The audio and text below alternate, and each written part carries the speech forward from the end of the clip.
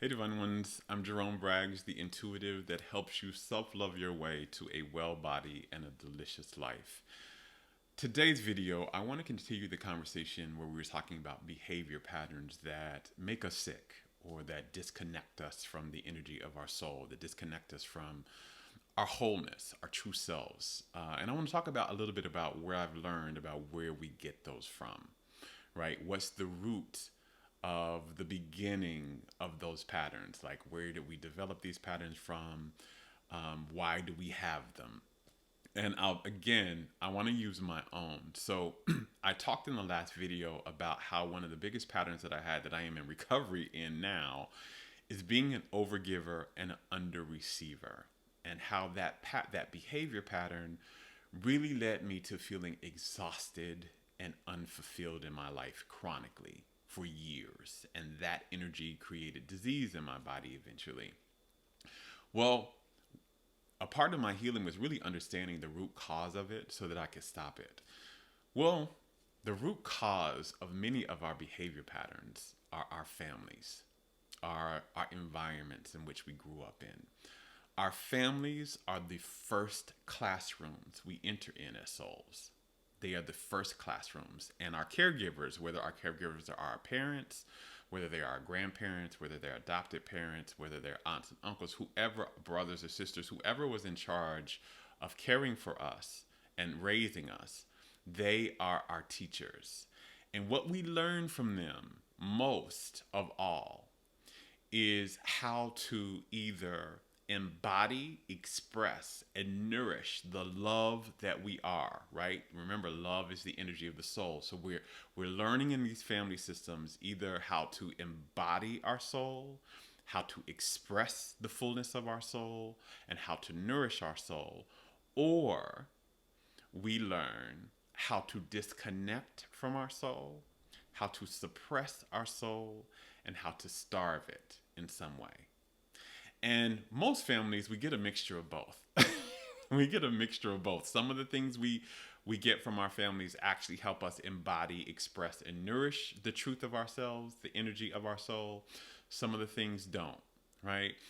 And what we learn from them, the way we learn mostly, is not by what they say to us. It's not by a parental figure or authority figure telling us, hey, you need to do this, or hey, do this. There is some of that happens in the family system. But as a soul being, how you learn when you're, especially in youth, the way you learn most is visually. And so how you learn most and how they implement these things most in us is by what they model. So this is like what we see modeled in our lives, what our parental figures, how they move through the world, their ways of being begin to influence us and begin to subconsciously put in us patterns and belief systems, right? So we get our behavior patterns and our belief systems primarily from our family systems, right? That's where we learn them from. And that's where I learned this pattern of overgiving and under-receiving. Another thing I want to say about this is that we entrain with our family. So entrainment is a law of physics. And what it is it's when two energy bodies are close to each other, they begin to sync up in vibration. They begin to sync up in vibration and they'll vibrate at the same level. There's been many studies that have been done on this.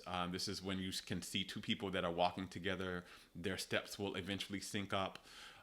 There are women who live together in apartments who aren't even related to each other that their periods will begin to sync up the time they have their periods. There has been so many studies around this. The breathing patterns, like the rate of inhale and exhale, it gets synced up with people who live like husband and wife or whatever partnership that you're in. They sync, and so this is something that science has found. When we are in with each other, we sync up. So when you are a child, and by the way, this is called entrainment. And you usually sync to the stronger, not necessarily the higher frequency, but the stronger frequency, the one that is elicited the most, the one that is more like grounded in that frequency, whether it's a high frequency or a low frequency. As a child, you're not very strong in your frequencies yet. Your parents have been in their frequencies for a long time. Your caregivers have been on their frequencies for a long time. They have kind of a lot of momentum behind those frequencies, so they're a lot stronger. So children entrain to their parents' frequencies. They entrain to that. So this is where, when you're understanding energy, this is where and why you get the behavior patterns that you do, even though nobody may have told you to do these things, even though nobody illicitly showed you how to do these things. You pick it up just by being around them consistently, and you will begin to energetically match that. So I talked in the last video about the pattern of mine, which was overgiving and under-receiving.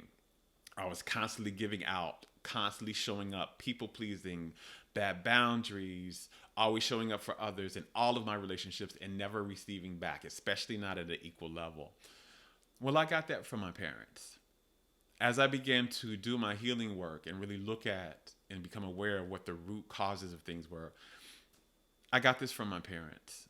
Both of my parents are high overgivers. My mother was a doctor growing up, and she was a doctor who her patients had her private home number, and they would literally call. I remember as a kid, they would call us all hours of the night, and she would take the calls no matter what. She would wake up out of her sleep. Whenever we would go somewhere, if we would go to the mall, her patients would stop her and ask her medical questions, and she did not like this. I remember this very clearly. My mother did not like, in her private time, to always have to be working, but she would still do it. She wouldn't say, hey, I'm in my private time, come see me in the office. I'll be more than happy to do this. She would do it. And she loved her work, but she was always giving. Family members would come up, and they would always, at family functions and family reunions, they would always ask her medical questions, and she never had a space where she could just be herself and not be working. And so she was always giving out. And I saw this, right? And this was what I was raised in. My father was the same way. He would give you the shirt off of his back. He was constantly giving out to family, constantly paying for people's bills, constantly giving them money, constantly giving them jobs because he had a business and they would work for him. But they would walk over him. They wouldn't respect his work. He would never receive back in the way that he was giving. He was giving everything and was getting nothing. And what I learned as I was watching my parents was like the way to be a good person, because I, as most kids do, viewed my parents as really good people in the world. And what that message was that got into my subconscious was, in the way to be a good person was to give and give and give of yourself to where you had nothing left for yourself. And you were pretty much limping to the barn and you were exhausted, which is what I saw my parents do growing up. They both were exhausted. They also took on too much. They worked. They were workaholics, right? They were, if any of you all know doctors, a lot of them, especially my mother, used to deliver babies. So she was working sometimes 24 hours a day. My father was running a business. He was working consistently.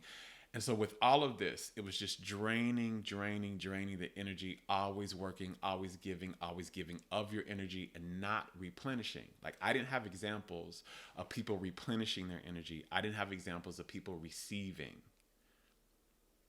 I only knew giving. And so this is what I picked up, and this is where my thing came from. And part of my healing journey was to understand this pattern doesn't belong to me. Though I picked it up, it doesn't belong to me. It's not my fault why I have this pattern, but it is my responsibility to heal because I have placed it in my consciousness and in my energy, and I am acting it out in my life. And I have to stop that. I have to stop being an overgiver and stop being a big receiver.